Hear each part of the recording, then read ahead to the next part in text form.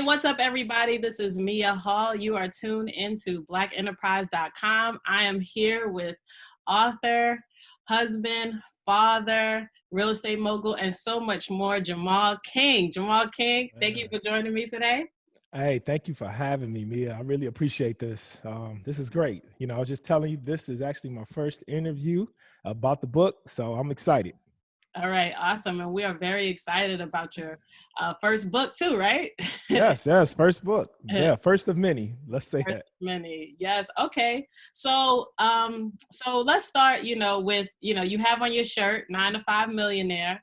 I know that you got that nickname from your friends at ET and Associates. So why don't you tell us where the name 9 to 5 millionaire came from?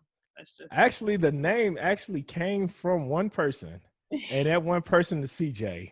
And so, Mia, when I used to go to the conferences all the time. So I was what you call ETA fanatic.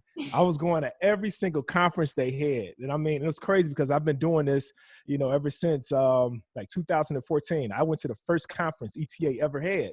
And, CJ, ET, and Carl and them, they used to always see me in the audience. And I would be right in the front, right? I would always be in the front. I would bring people with me.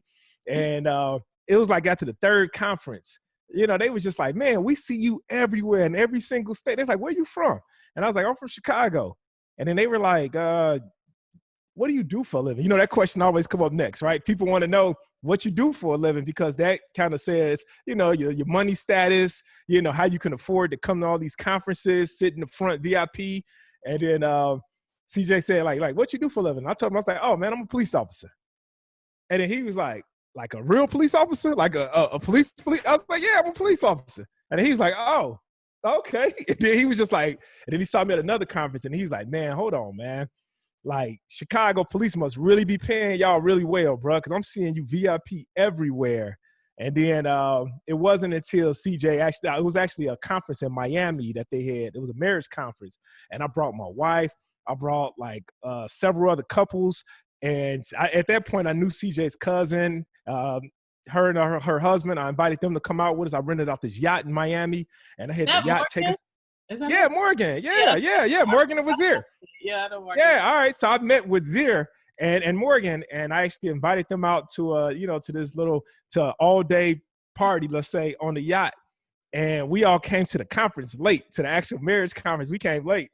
And CJ just seen all of us rolling in, and he was looking, and of course, he was just like, he asked Morgan, he was like, man, where was y'all at? And then she was like, oh, Jamal, the police officer? He was like, yeah. She was like, yeah, we was on his yacht, and we was just partying all day. And then CJ was just like, all right, bro. Now, my cousin telling me you got a yacht. Y'all was just kicking it all day. He's like, bro, you got to tell me. He's like, I'm coming to Chicago. I want to sit down with you and talk.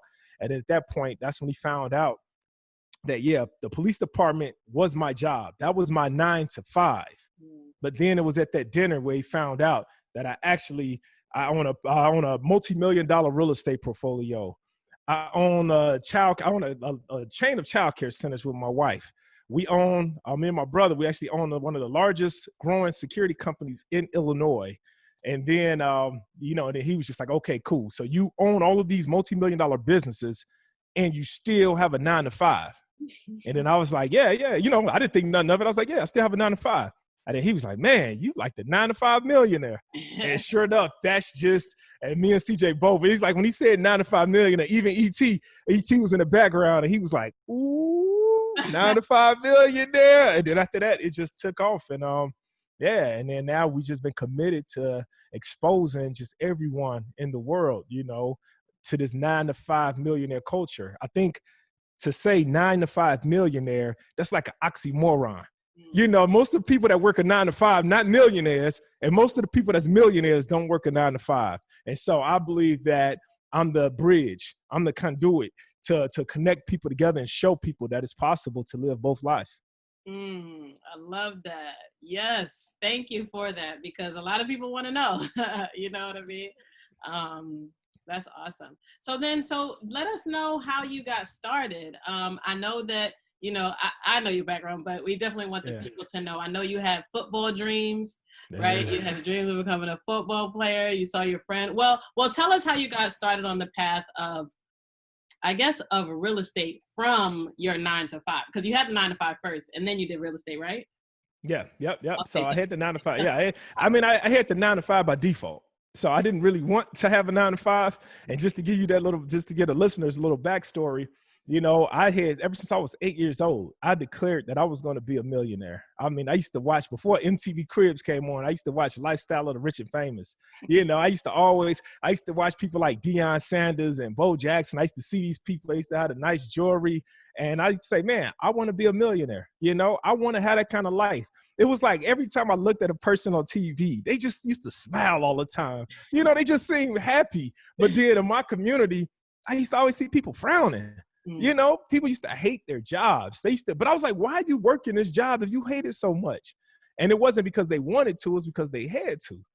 And so, but I saw these millionaires on TV and they just seemed like they was just living this perfect life. The kids was just looking up to the parents and just like, you know, Daddy, I love you so much. And, you know, and the father was just, you know, happy and doing everything for the kids. And I just said, man, I really want this kind of life. And I started for myself at 8 years old. And, it was just crazy because I declared, like, you know, my dad, all right, so my dad, he used to ask each one of them. So I have two sisters and I have a brother. And at a young age, my parents used to always ask us, what do you want to be when you grow up? They used to always ingrain that in us, you know, just ask us. And it was this one time in particular, my dad actually pulled out his camcorder. And, you know, you notice I said camcorder. I don't know how old you are, but, you know what I'm saying? Remember back in the day, we used to have to hold the camcorder on the shoulder. And he asked, he put us all in order. And he asked my oldest sister, her name is Carla. And he asked her, he's like, Carla, what do you want to be when you grow up? And she was like, Dad, I want to be a school teacher. And she literally looked in the camera. We still got this video. She looked in the camera and said, I want to be a school teacher. And Mia, do you not know that to this day right now, my sister is a school teacher in Texas? You know, she is a school teacher in Texas. You know, my brother was next in line. And I promise you, this was like a magical day. It was something going on in the atmosphere because, you know, he asked my brother, he's like, you know, Tommy, and he's junior, right? He's, you know, he's named after my dad. And he's like, what do you want to be, son? And of course, my dad kind of, you know, was kind of like looking at it. And I think my dad was even in his police uniform. He was like, you know, like, what you want to be? And my brother, you know, being my brother, he's still that same way. He's a pleaser. My brother was like, he looked at him and he was like, Dad, I want to be a cop just like you. And my dad was a sergeant at the time, right? And my dad was just sitting back, smiling. My dad, I think Mia had a little tear in his eye. And he was just, you know, his chest was out. And he was like, my dad was like, you know, son, that's a great profession. Like, we need police officers out here. We need police officers in the Black community, people that's going to do good. And, you know, to this day, my brother is a sergeant with the Illinois State Police. Wow. Yeah, you know, and then I was next in line, and I had a little sister, but my little sister, she was sitting on my dad's lap, and she, you know, she was tugging away. I want to go. And so my dad was like, okay, baby girl. He's like, hold on, Jamal. And he went to her and asked her, and then, you know, and her name is Christy. And my little sister said, Dad, I want to be a teacher just like Carla. Wow. And right now, to this day, my little sister is a principal. Wow. In Houston, Texas. Now, I told you it was something magical happening in the air, right? Because everybody getting their dreams, right? Everybody is proclaiming what it is they want to be in life. And it was my turn. And I'm not going to sit here and lie. I'm not the Jamal that you see now. I'm not, you know, I was that bad kid. I was the one that just, you know, if everybody was going right, I was going left. Everybody going up, I'm going down. And, you know, and it got my turn. And my dad was like, all right. He kind of pointed to everybody and said what it is they said they want to be. And then he got to me and he's like, all right, son. You know, this is kind of easy. You know, what do you want to be when you grow up? And I remember just looking at my dad, Mia, and I remember saying, I want to be a millionaire. And I blew my dad away, right? And my brothers and sisters was looking at me all mad and confused. And, you know, they just like, why you can't be simple and say you want a job, you know, doing this? And it was something in me at a very young age where I said I wanted to be a millionaire. And then my dad kind of, by the question he asked next, it kind of sparked something in my head. Well, he said, okay, son, a millionaire. All right, cool. That's your destination in life. And I was the only one he asked this question to. Everybody, he asked me, though, all right, you say millionaire. How are you going to get there? What vehicle are you going to choose to get you to your millions? And that's when I decided to play football because that's the only exposure that I've had of millionaires was people that play professional sports. And so at that point, that's when I worked hard. I played football in high school, became one of the best in the state of Illinois, went on to college, and I got right to the front doorstep. I'm talking about I was a team captain.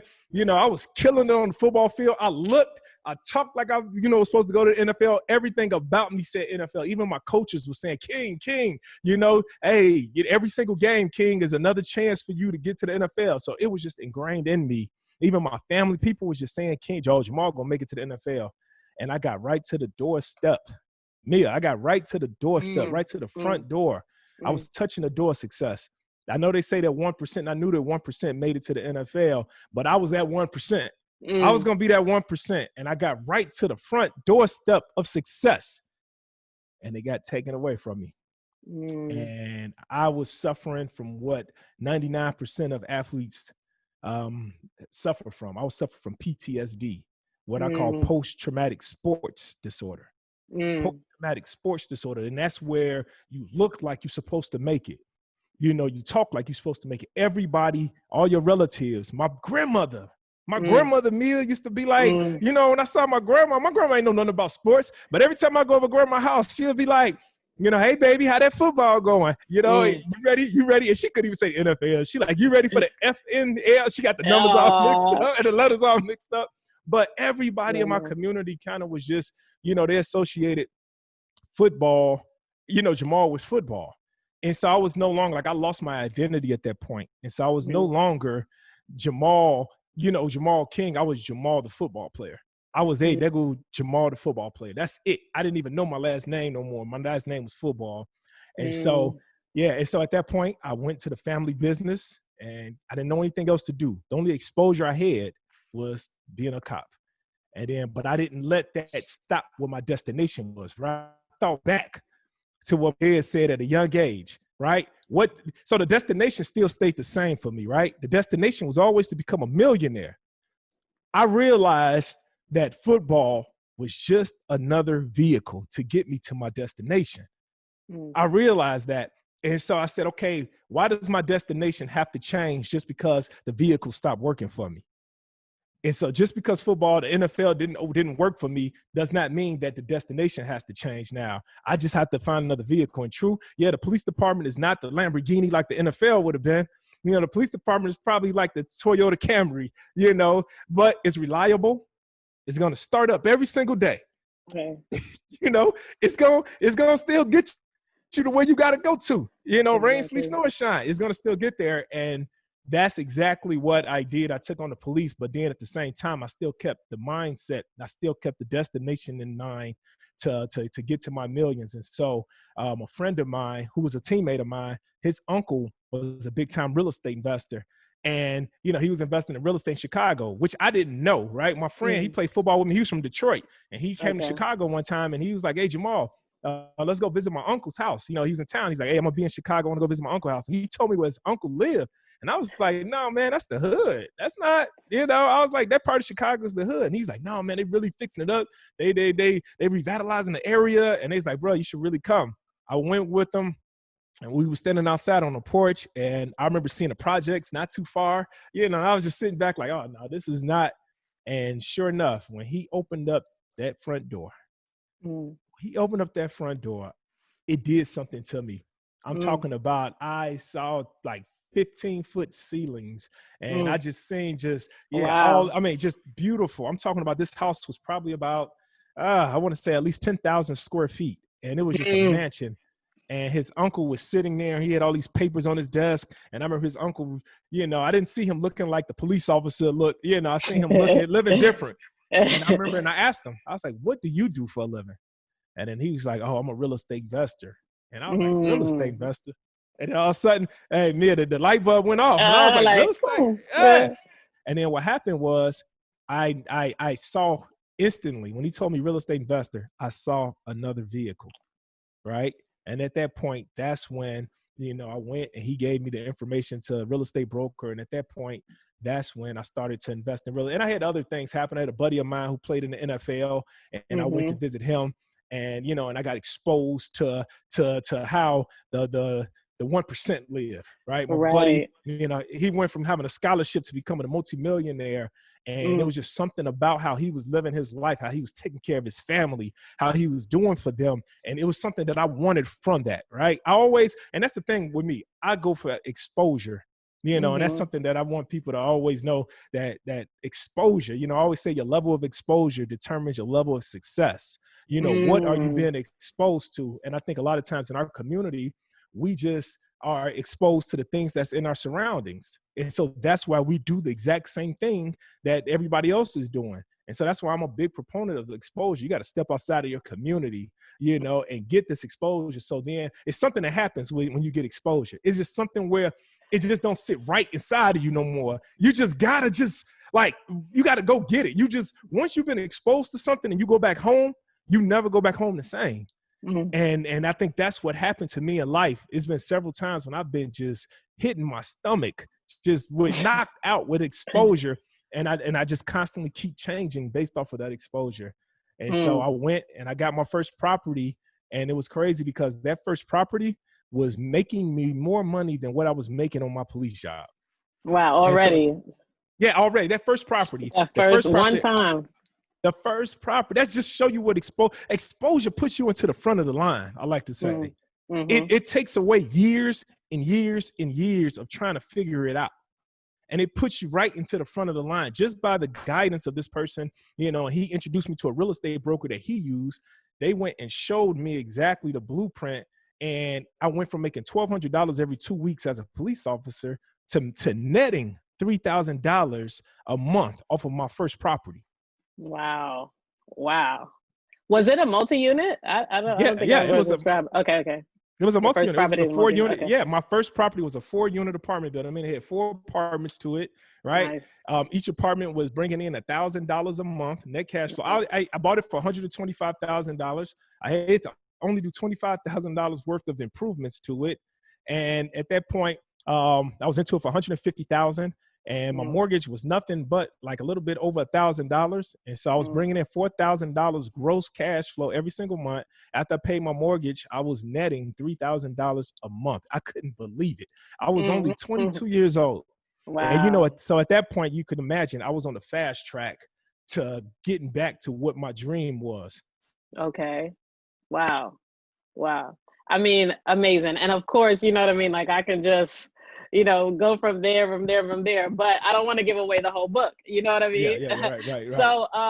So tell me, in the book, right? What are people going to get? Because, you have so many stories, right? I mean, Mhm. even being a police officer, you know what I mean? Like you didn't have just a regular 9 to 5, you know what I mean? Like they call you 9 to 5, but we know a police officer is probably one of the hardest professions, if not the hardest profession, you know what I mean, in the country. Yeah. So what do we see? What give us like a preview of what people will get when they walk through the book, and even your process in writing the book. I mean, it's your first book, so Yeah, I know yeah. it's a lot, It but was, let us know. yeah.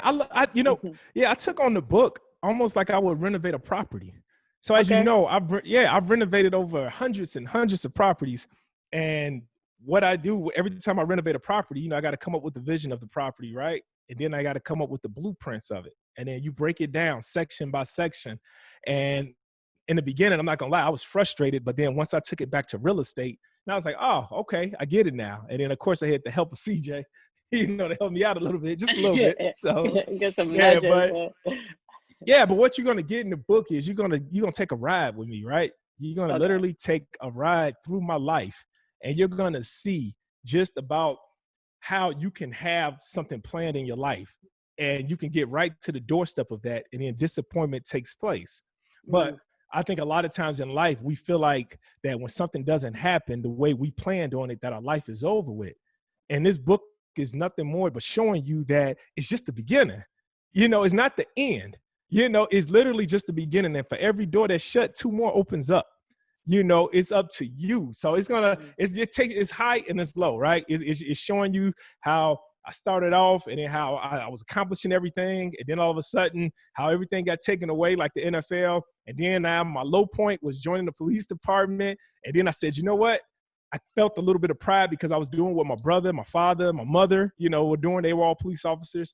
And then how I got into a shooting, where somebody actually shot at me. I didn't even pull out my gun, so I don't even like to say a shooting. And how I almost lost my life. And then not only did I almost lose my life twice, and they hear about that in the book, but how I almost lost my job at the same time. And how I was just sitting back like most Americans, right? We think that, job security has job security to it. So the same way how 9 to 5 millionaire is an oxymoron, job security is even a bigger oxymoron. There's no such thing as job security. You're only as secure as your job make you.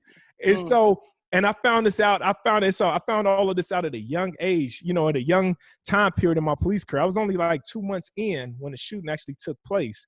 And like I said, that night, I will never forget. I called that night my wake-up call, because that was the call that I got that would change my life forever. And at that point, I was done with the mindset of, I'm going to let this 9 to 5 take care of me for the rest of my life. But what I'm showing the reader is that I wasn't finished. I wasn't finished with the job. I wasn't silly enough to just say, hey, I quit today, which, don't get me wrong, most people probably would have quit. After those bullets started just raining out like that, most people would have quit. But I understood that my mind was fixed on the destination in life. And the destination was to be a multi-millionaire. But it wasn't really so that I could have fancy cars, a big house. It was so that I could take care of generations to come.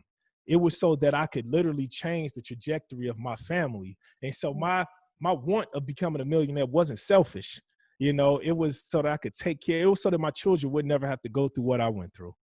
I still had that image of wanting everybody over my house and just smiling and, and just taking care of everybody. That image that I saw, everybody was just happy, where the kids is just, looking at, their father with pride, and I'm looking back at them and, and everything was just good. Plaid, I always had an image of my children wearing plaid outfits to school. That image just didn't come from nowhere, though. It came from when I got the exposure from my friend. And so, and it's crazy because everything that I saw, right? Everything that I saw that day when I went and visited my friend in the NFL, I now have, I now have.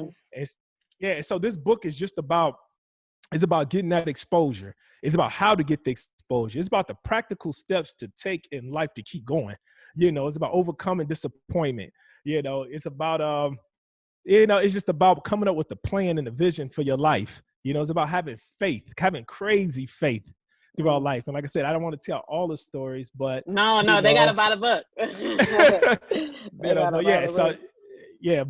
It's not just a book. It's not just an autobiography about myself.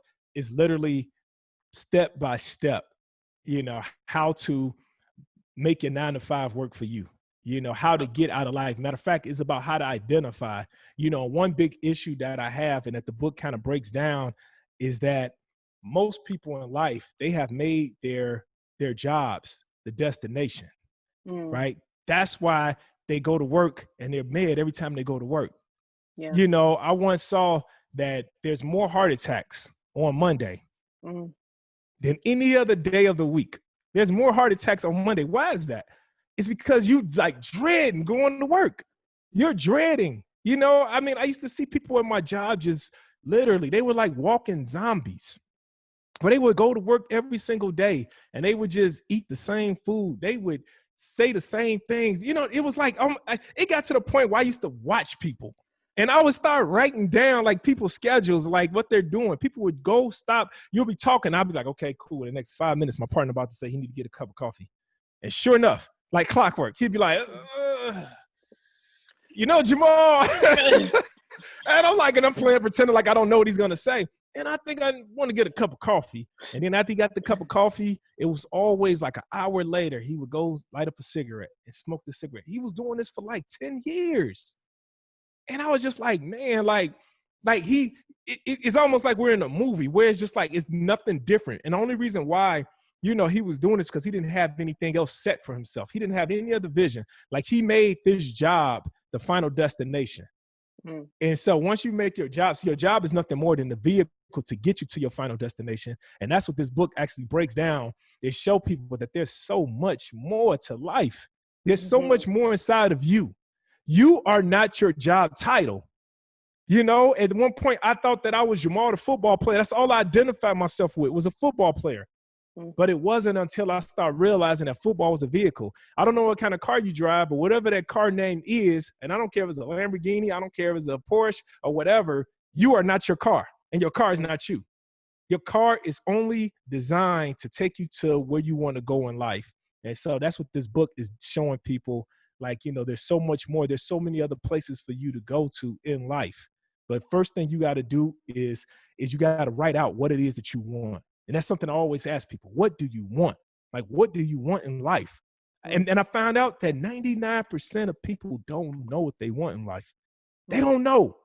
And that's called that joy riding through life. When you just don't have a clue where you want to go. So if your job is your vehicle and you don't have a clue where you want to go through life, you spend 10, 20, 30 years just joy riding through life without a purpose. You have no purpose. And that's why all of a sudden now you turn 65 years old and now it's time for you to retire and you just don't have a clue what to do. You're not prepared for retirement because you never set a destination. You never work towards that location in life that you're trying to get to. But when you understand where you're going in life, well, oh my God, when you understand where you're going in life, then every single day you come to work with a whole nother purpose.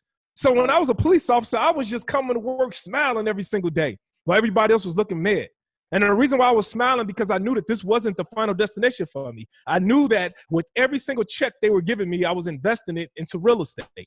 And then I knew that that vehicle, real estate now, would take me somewhere else. And the money I was getting from real estate, I put that into the daycare centers. And then with the money from the daycare centers, I put that into the security company. I was building my portfolio. I was building my life. And so everything that I did just opened up a door to something else. Wow, I'm glad that you mentioned your other businesses because, of course, you know what I mean. Black Enterprise, they do want to know about your businesses. You know, I thank you for the word because you know you preaching good, you know, over here.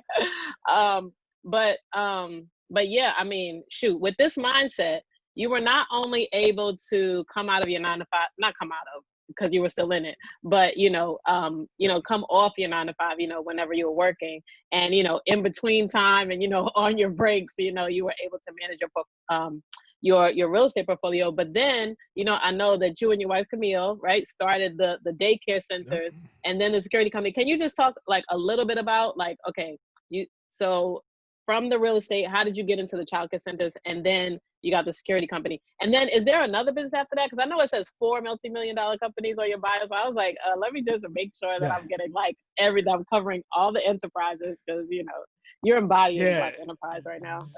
Don't worry. Sometimes I forget myself. So I manage my multi-million-dollar real estate portfolio. Right. I actually have a construction company. Right. Oh, yes. Okay. Yeah. That develop properties. And then we have the chain of daycare centers. Right. And then we have the security company. Right. And then now I have like all of my intellectual property. So I have the Make Real Estate Real online course, which teaches, it's the #1 real estate course in the country right now, right? And so it teaches people how to transition from their 9 to 5 into, so it's not just enough for me to say, hey, you need to find something to do, another vehicle outside of your 9 to 5, right? I gave people the blueprint. I actually showed them step by step and Make Real Estate Real on how I did it, how I had a purpose for every property that I purchased, right? And so I show people in the course, and now we have thousands of people all across the country and a few across, you know, in the world that's making real estate real for them. And so now that has become a multi-million-dollar business just within a year's time. And so, yeah, so I don't know how many businesses that is, but it's growing. It's growing by the day. Multiple. Right. Okay, awesome. Yeah. So you definitely have a lot of enterprises. I will say, you know, since we keep on going, who were some of your biggest inspirations, you know, in business? Let's say, you know, in running your real estate company, I know it was your friend's uncle. In motivation, I know it was ET and, you know, and CJ. Anybody else that you look to that were entrepreneurs and, you know, kind of gave you either, you know, people that you follow or, you know, gave you like tips or tools to use for your business? Yeah, it's crazy that you asked that question because there's not like one person, if that makes sense. You know, it's crazy because in my community now, if you ask several people that's friends of mine that know me, they'll say me, right? They'll say probably Jamal, but there wasn't many people in my circle that was before me that I knew personally, right? I still remember when I first made over $1 million and I had to pay $245,000 to the IRS in 1 year. Mm-hmm. And this was And at 24, right? You became a yeah, this is millionaire? about 24 years old. Yeah. And I remember when I had to pay that kind of money. And I remember my dad, I call him, Superman, right? My dad got an answer for everything. I'm talking about me. You ask my dad whatever. My dad could tell you things. He could tell you whatever's going on in other countries. He's just that. My dad is what you would call the neighborhood wise man, right? Everybody Okay. would come to him to ask questions.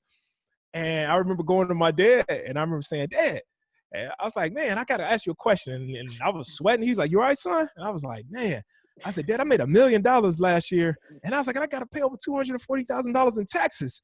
And I was like, and I was investing the money, right? So I didn't have the cash in the bank because I was reinvested in more real estate, and I had to pay over $240,000 in taxes. And my dad was like, he's like, "You made $240,000?" And I said, "No, no, no, no. I made over $1 million. I have to pay $240,000 to the IRS. What should I do?" My dad was blown away. I think he was Wow. seeing me buy properties. He heard about me buying properties, but he had no clue. So he was like, "Son, you're on your own on this one." That was the first time in my Mm, life I ever heard my dad couldn't answer a question. And mm, so what I did, I would go and just start researching stuff. It got to the point, even with the daycare centers, Camille and I would go to other daycares and we would like knock on the door. We had my oldest daughter now, but we had her as a baby, and we would go to daycare centers and we would literally act like we was going to enroll our daughter in a daycare center, and we would just be snapping pictures. I would walk around my phone and I would just be snapping pictures on how they set up their daycare. Some people, we would actually ask and say, "Hey, can you help us out?" Some people would tell us to get out of here. Even with the security company, I learned security from the police officers. So it's crazy. The teachers that mm, we actually hired in daycare taught us really childcare. And the mm. police officers that work security were the ones that actually teach us how to run a security business. Wow. It's so crazy. Sometimes you don't have to have it all figured out.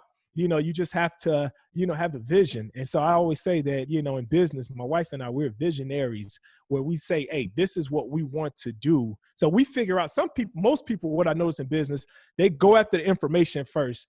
They try to become, professional in that area first, and then they'll start a business. What I do is I start the business first. I have the vision, and then I believe that God is going to bring anything and everybody that I need to become successful.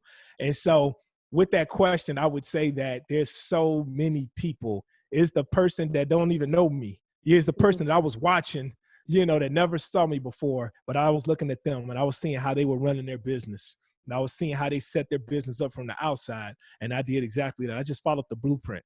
Like I said, I am a big proponent for exposure, so. I love that. I love that. Amen.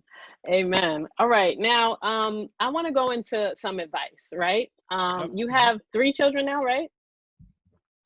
Three and another, three birth children. And then I have a cousin that I adopted, which is in the book.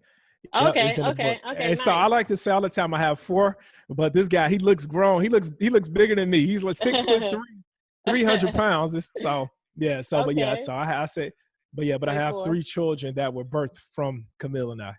Right. And so what I wanted to know is like how do you teach your children about businesses and like, running their own businesses? Do you encourage them or, what do you do with your children and like advice that you have for, parents that want to raise young entrepreneurs?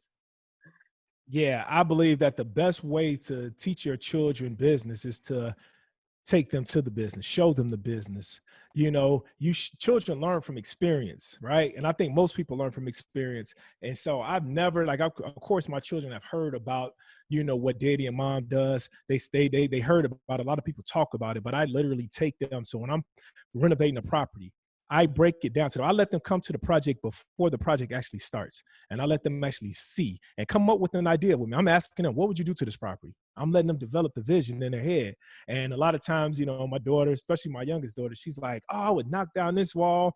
I would Mhm. do this and I would do that." And I always, my architect is in there, and the other people, my contractor's in there. And sometimes my architect don't agree. Oh, I wouldn't do that. And I'll be like, oh, well, it's her vision. So it is. So I'm allowing her to create a vision. The same thing with the daycare center. Our oldest daughter, we let her go to the daycare and actually get a chance to see how mom runs the place. We let her go there, sit in the office, in the main office, and actually, get a chance to talk to the teachers and things like that. And so that way it's not really making them feel foreign to anything. And so I believe, my nephews, and even with my daughters, with the security company, we take them around to the different places that we have, and we let them get a chance to actually see, hey, we own this, my brother and I, we own this business, and this is how we run this business, because one day all of this is going to be theirs.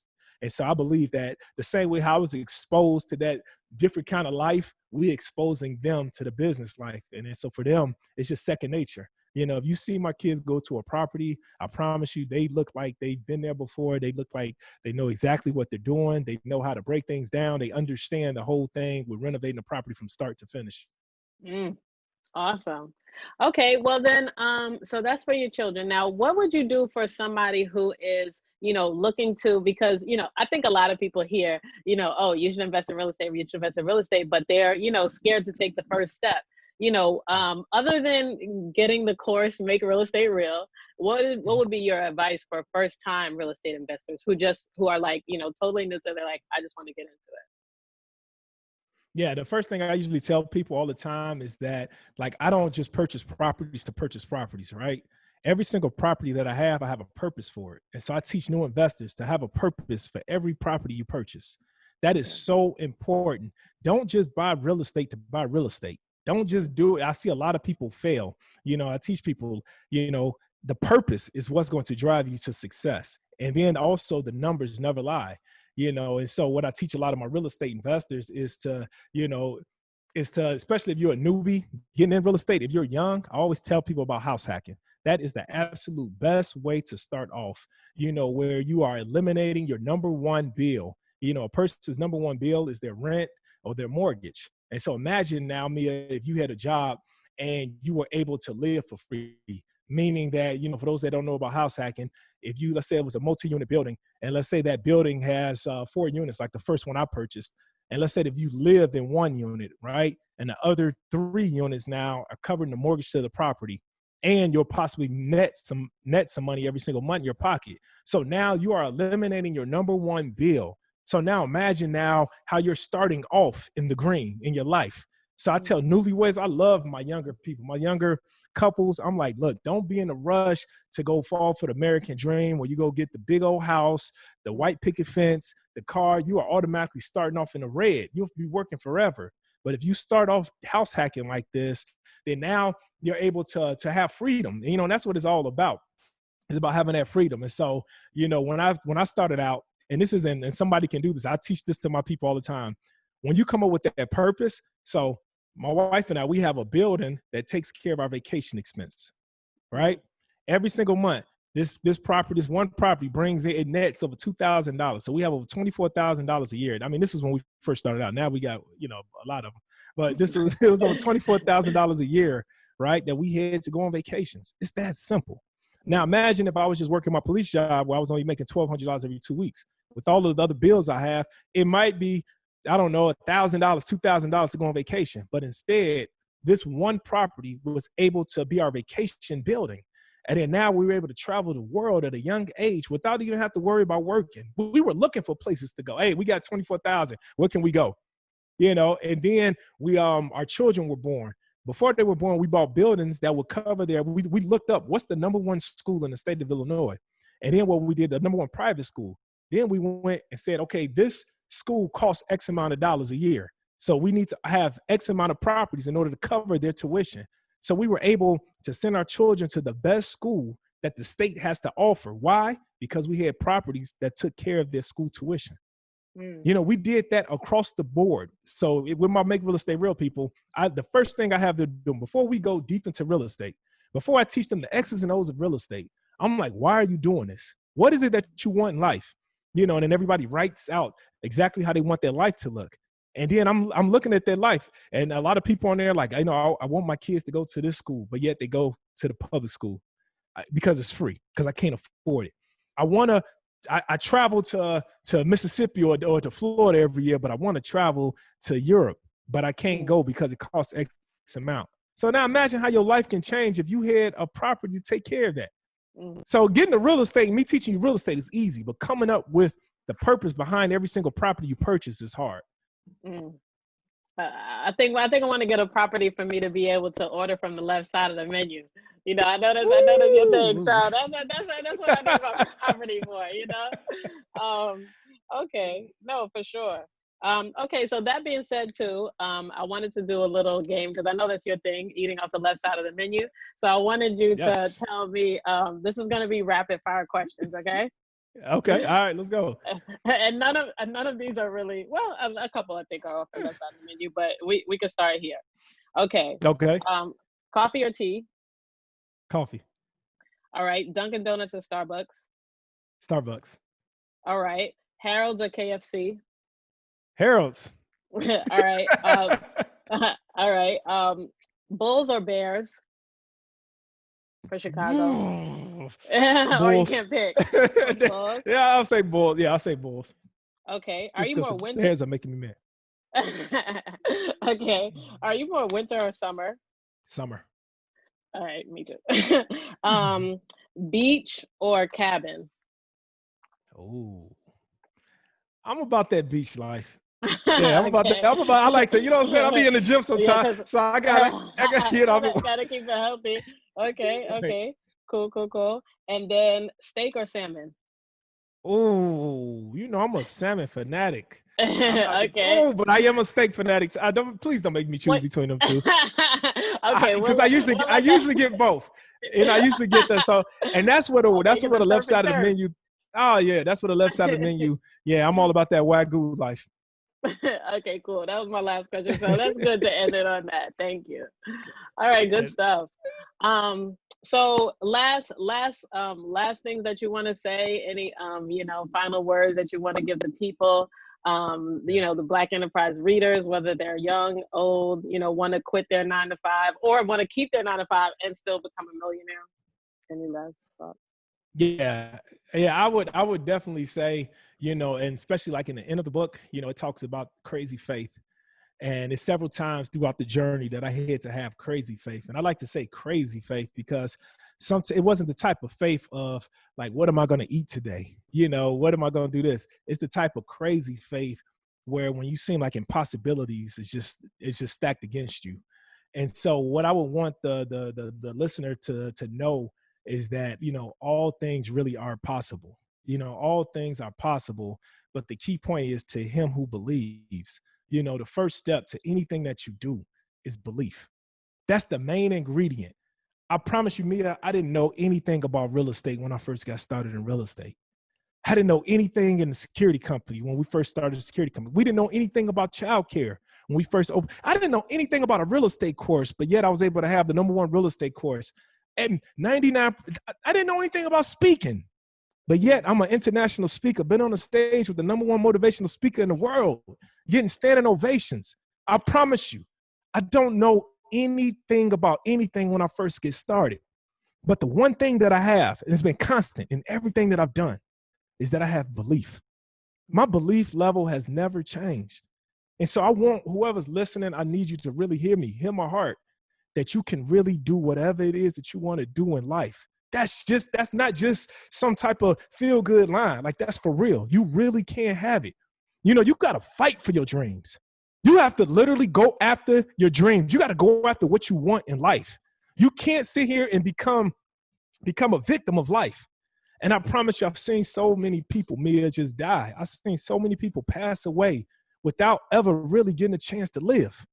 They never got the opportunity to live in life. And I'm sitting here telling you, you got one life to live. And the key point is live. There's a lot of people that's breathing, but they're not living. They're not living. They're not experiencing the full experience of life. And I just want everybody to know that you really can. You really can have the type of life that you want. And not just for you, but for your children, for your grandchildren, for everybody that's connected to you. It's something that I say, and this is, in the book, that one man's obedience is connected to so many other people's destiny. One man's obedience, because of my belief, not because of my knowledge, because of my belief, I was able to bless thousands and thousands of people. I'm getting messages from people telling me, like, Jamal, like, I was on the brink of divorce, and because of your story, my marriage is saved. Jamal, I was on the brink of being homeless. I was on the brink of losing my job. I was on the brink of whatever it was. But because of your story, because you believed, and because you stepped out there and you did what you did, now I'm doing what I'm doing in life. So to the listener that's listening right now, one man's obedience is connected to so many other people's destiny. Who's waiting on you to do what you're supposed to do in life so that they can be who they're supposed to be in life? That's what I want the listener to know. Well, That's y'all what I hear want to it. know.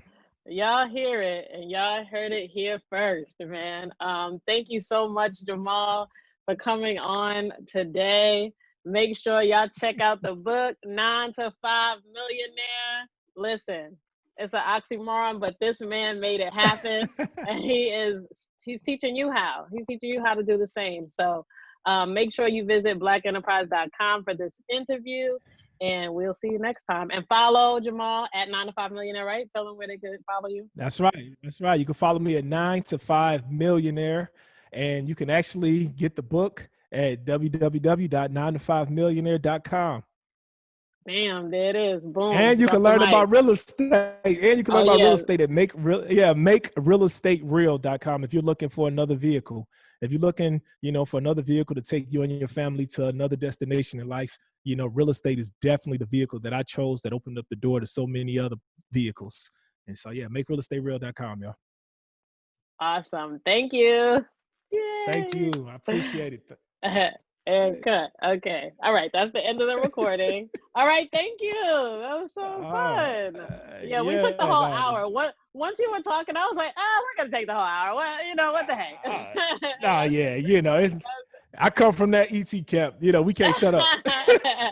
Yeah, man. It's all good, man. I'm definitely happy to, be a part of this journey, like I remember, I've been following them of course for a while too. And I remember, when you came into the fold and started coming on the podcast, and I've been listening and things like that. So I was like, I'm very happy to do this interview, and I hope that this one will just like bring more and more and more. And then, we'll continue to spread the word. We'll continue to get people, like to that generational wealth. That's something else that I wanted to speak about too, because I know that's big. But I think we covered a lot. So. Yeah, yeah, we covered. But yeah, we just want to change the mindset and the culture in the community. It's I think that even growing up, I even remember times when I used to talk about money and things like that, and my parents kind of would be like, hey, don't talk about money at the dinner table. Why not? Like Right. why can't you talk about, if we can't talk about it at the dinner table, well, when do we ever get a chance to all sit down and talk about it? And so I think that, we have to change the mindset in the community and have to, and that's where kids get exposed to money. Right. I never learned about a bank account inside the home, really. I never learned about, thousands of dollars, but the only thing we're exposed to is our parents getting up, going to work, coming home, pay bills, watching TV, maybe driving to Disney World, and then doing the cycle all over again. We're not exposed to all of this other stuff. And so I think this generation, though, is different. They have so much as far as at their fingertips, at their hands. And the way I used to have to get exposure is, like I said, I had to know somebody who's doing it personally. But this generation now, they have so many different avenues just with social media and and different media sources like yourself, that it's just crazy now. It's just crazy. They should get exposure overload, Right. just from what's out here. So yeah, so I'm interested. Like, I mean, it's crazy. So our responsibility now is to help guide them, guide this generation, and help guide them, because they're gonna accomplish amazing things. I just even look at my own children, And, at first, before CJ had me started, with ETA, I was on a path of just really just, create generational wealth for my family. I was big on generation, my family. But then it wasn't until really CJ put in me like, bro, like, generational wealth is for this generation. Like Dang. yeah, you're holding something, you holding some knowledge in your head. Like you literally can change the life. It's some husband working a job every single day. He's getting up every day, going to work, and he's struggling. Like he's literally struggling, trying to provide for his family. He's trying to provide for his wife. He's trying to provide for his children. He don't have the knowledge that you have. It's something inside of your head that can free that man. It's something inside of your head that can have his family look at him different. And he's just like, bro, you can't hold that to yourself. He's like, you got a responsibility, bro. God put it in you so that you could bring it to the world. And that's all he had to say. And that's all he had to say. And ever since then, Mia, that's my goal. That's my commitment. That's my life's purpose is to expose the world to unlimited possibilities. I want to be the image they see, where they say, man, I can do it. Now I see why God had me keep my job for 20 years. It's so that because they say, oh man, well he quit the police, he became a millionaire, so people would take away the fact that I was a cop. So really, I kept my job so that people can see that you can still keep your job and still own several multi-million-dollar businesses. You have no excuse. You have no excuse. Right. So when I hear somebody say, oh, quit your job, like this book goes against the norm. The norm tells you that you got to quit your job. Step out on faith. I used to hear E talking crazy like that. Step out on faith. You got to just step out there. No, you ain't got to, man. I got a wife. I got kids. I got bills. You know what I'm saying? I got real stuff, man. I got to take care of. I need assurance. I can't just step out there. Well, you may step out there. Just quit my job. Oh, you'll never make it in life if you don't quit your job. That's not true. And anybody that tells you that, and I welcome anybody on social media that say you'll never make it in life if you don't quit your job. Come on, because which one of my businesses do you want to compete? Do you want to compare? Which one? And so that's why I keep doing it over and over again. I keep doing it over and over again just to show them you ain't got to quit your job. It's not your job that's holding you back. It's you. It's you that's holding you back. And so I just want to be that symbol. And just show, I've been called a nigga. I was the only black kid in school, I was called a nigga so much I thought it was my nickname, as in kindergarten. I've had disappointment. Yep, I was just like every other black kid that thought that they was gonna make it to the league. That's the biggest lie that they teach us. Like I said, only 1% make it. What about the other 99%? But now what's crazy is I get people I coach people in the NFL. I coach people. I got people in the NFL. It's not a month that go by and I got somebody from the NFL reaching out to me every single month asking me to coach them in real estate. Like I said, it's 1 hour, 2 hours, 3 hours wouldn't even be enough for me to sit here and tell you my story. It wouldn't even be enough, to show you where I came from and even more so where I'm going in life. And why am I doing this right now? And I'm doing this and I want to be a symbol. There's too many rappers. There's too many gangsters. There's too many of the wrong people. There's too many guys that's out here that don't love their wives, that's not taking care of their children, that's in the spotlight and people are following and people are saying, hey, I want to be like him because he live in a certain kind of way. Nah, I want to show you the same way that you can have a 9 to 5 and still become a multimillionaire. You can have a wife from high school and still, still be the man. You can have 3 children and be in all of their lives and still be the man. You can do all of this. And then that's why I stay in shape so much. Because then, oh yeah, but look at you, you big guy. No, man. Right. I can still stay in the gym. I find time to do anything and everything. And so to say that you don't have time is fake. You're just lying to yourself. You create an excuse. And so that's what I just want to be. That's what I want my life's work to be. And so that's what it's all about. And that's what you're doing. Yeah. So, salute, man. Salute. We appreciate you. Yeah, no, I appreciate you. I appreciate this interview. I love it, man. Thank you for getting the word out there to people. Oh yeah, no problem. Anytime. I'm going to continue. So I'm going to let you know once like everything is edited, once I'm able to write up the story and everything too. And once it's posted, hopefully in the next, I know that they're not like very fast with it, but definitely I'm telling them, that the book comes out the 7th. So, we got to, try to get it out before then. Okay, I definitely appreciate that. Thank you again. Thank you for being part of my story now. Yeah, no problem. Honored, honored. All right, wait, can you smile for a screenshot? Oh, sure. Let me get myself right. You get the microphone out the way. It's cool. 1, 2, 3. Okay. Thank you. All All right. Talk to right. you soon. Take care. All right. Have a good Bye-bye. night. Yep. You You too. too. Bye. Bye.